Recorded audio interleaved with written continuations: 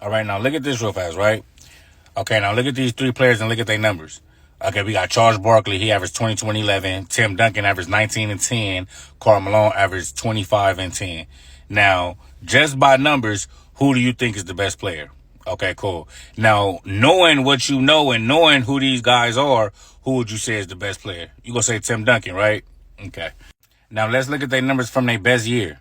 In 87, 88, Charles Barkley averaged 28 points. In 89, 90, Karl Malone averaged 31. In 01, 02, Tim Duncan averaged 25. Now, just by numbers alone, who would you say is the best player? Okay, cool. So, by you knowing who these guys are, who's the best player to you, you gonna say Tim Duncan. Okay. Now, I ain't trying to be biased. We're gonna keep it real. This the most rebounds they averaged in the season. You know, Tim Duncan averaged 13, basically. Karl Malone averaged 12. Charles Barkley averaged 14. Now, let me just show you this real fast because this is interesting. Mind you, Charles Barkley is 6'6". Tim Duncan is 7 feet. The most rebounds Tim Duncan ever had in the game is 27. Charles Barkley had 33. He was a 6'6" power forward. Imagine Draymond Green getting 33 rebounds. But still, even with all that said, if I was to ask you who is the best power forward of all time, without question, what are you going to say? Tim Duncan. And you know why Tim Duncan?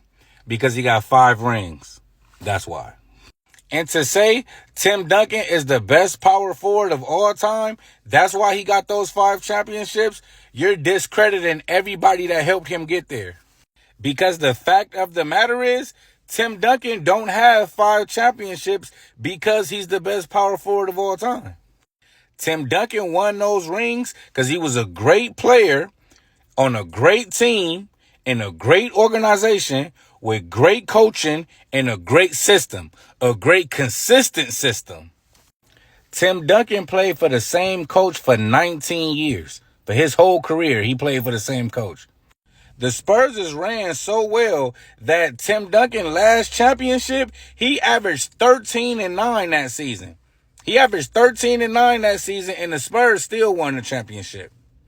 So I'm not saying Tim Duncan not one of the best players of all time. What I am saying is team accolades don't make you the best individual player.